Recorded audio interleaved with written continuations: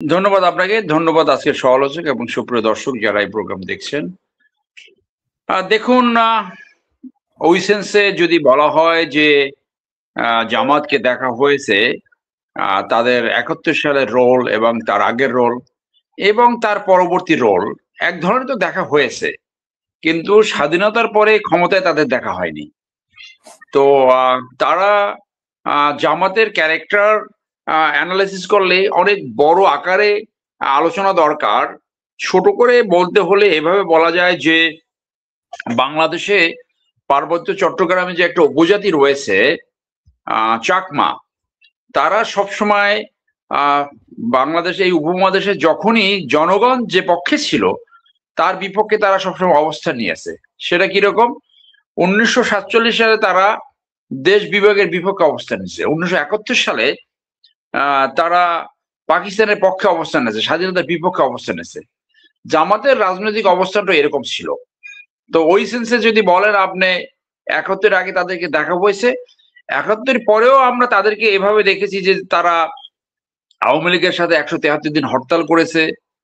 তারা এই তাদের তাদের যে সুইপিং ক্যারেক্টার এক এক সময় এক এক দিক যায় সেটাও দেখা হয়েছে।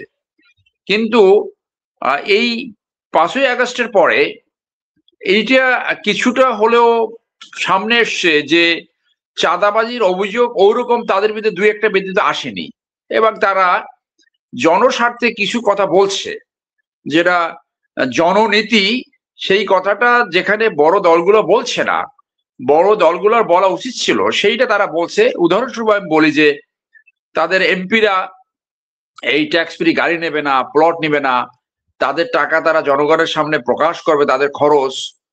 কিন্তু তারা এইটা হলো একদিক, এইটা সস্তা পলের রাজনীতি কিনা সেইটা বোঝা যাবে আরো পরে। আবার অন্যদিকে বসুন্ধরা গ্রুপের মধ্যে একটা রাষ্ট্রের পিতা রাষ্ট্র প্রতিষ্ঠা করেছে ৫ই আগস্টের পরই, যে তাদেরকে বললো সর্বোত্তক সমর্থন দেওয়া হবে, কিন্তু তাদের যে ১,২০০,০০০ একর জমি দখল করছে, রাষ্ট্রের পিতা রাষ্ট্র প্রতিষ্ঠা করছে, কোনো আইন মানে না, সে ব্যাপারে তারা কোনো কথা বললো না। তাহলে এই দুইটা কন্ট্রাডিক্টরি। তারা সুশাসন ন্যায় বিচার প্রতিষ্ঠা করবে, আইনের কাছে সবাই সমান, সেইটা হচ্ছে না।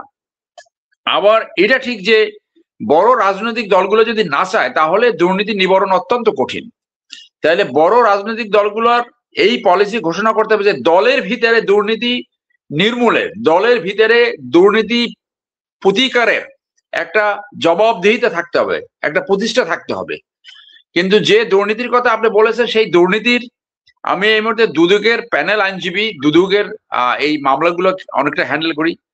আমার কাছে এখন মনে হচ্ছে যে আগে ভাবতাম যে দুদকের দুর্বল তদন্ত একটা বড় কারণ, কিন্তু এর চেয়েও বড় কারণ আমি এখন দেখছি যে বাংলাদেশের দুর্বল বিচার ব্যবস্থা দুর্নীতি নিবারণের সবচেয়ে বড় বাধা।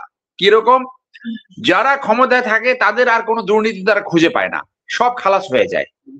৫ই আগস্টের আগে বিএনপির যারা বড় দুর্নীতিবাজ যারা সাজা পাইছে, ৫ই আগস্টের পরে তারা সব ক্লিন সার্ভিস পেয়ে গেছে। এই দুর্বল বিচার ব্যবস্থা নিয়ে দুর্নীতি নিবারণ করা সম্ভব হচ্ছে না। সেই ক্ষেত্রে বড় দলগুলোর মধ্যে যদি কমিটমেন্ট থাকে যে তারা দুর্নীতি নিবারণ করবে, তাহলে সেটা একটা ভালো খবর যদি তারা সেটা মিন করে। কিন্তু তারা দুর্নীতি নির্মূলের কথা বলে যদি সেই যারা একসময় শাস্তি পেয়েছে এবং দুর্নীতিতে যারা একদম মানুষের পারসেপশন রয়েছে এটা দুর্নীতি করেছে, এই তাদেরকে যদি আবার নমিনেশন দেওয়া হয়, তাদেরকে যদি আবার সামনে আনা হয়, তাহলে এই কথাটা মানুষ সত্য হিসেবে গ্রহণ করবে বলে আমার মনে হচ্ছে না। এইটা তখন একটা রাজনৈতিক স্টান্টবাজি হিসেবে নেবে। আপনি দেখছেন যে সর্বশেষ একটা সার্ভে হয়েছে, সেখানে মানুষ সবচেয়ে অসন্তুষ্ট এই দুর্নীতির বিরুদ্ধে, যে দুর্নীতি নিবারণে এই অন্তর্বর্তীকালীন সরকার একেবারে চরমভাবে ফেল করেছে এবং মানি লন্ডারিং যে টাকা ফেরত আনতে পারে নাই সেই হিসেবে চরম ফেল করেছে।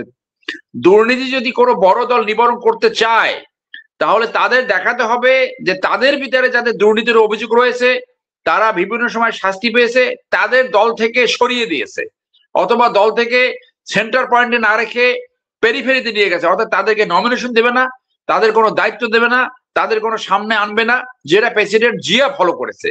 সেইটা যতক্ষণ পর্যন্ত দলীয় পলিসি না হবে ততক্ষণ পর্যন্ত এই মুখের কথা কতটুকু কার্যকরী হবে সে সন্দেহ সবসময় থেকে যাবে। বিএনপি দল হিসেবে হাবিব ভাই এখানে আছে, সে যেরকম সততা মেনটেন করছে, এইটা কত পার্সেন্ট বিএনপিতে এরকম সৎ আছে সেটা সবাই জানে। হাতে গোনা 1-2% সৎ নেতা আছে কিনা সেই সন্দেহ সবসময় থেকে যাবে, যদি না দলের ভিতরে দুর্নীতির জবাবদিহিতার সিস্টেম ডেভেলপ না করে। রাজনৈতিক দলগুলো যদি দুর্নীতি নিবারণে এগিয়ে না আসে, তাহলে ওই আওয়ামী লীগ টাইপের রাজনীতি হবে এবং পরিণত আওয়ামী লীগের মতো হবে। অতএব রাজনৈতিক দলের দুর্নীতি নিবারণের জন্য রাজনৈতিক দলের কমিটমেন্ট সবচেয়ে বড় প্রয়োজন। শুধু আইন দিয়ে বাংলাদেশের দুর্নীতি যে ছেয়ে পড়েছে, ক্যান্সারের মতো যে সমাজে ছড়িয়ে পড়েছে, সেটাকে নিবারণ করা অত্যন্ত কঠিন বলে আমি মনে করি। ধন্যবাদ।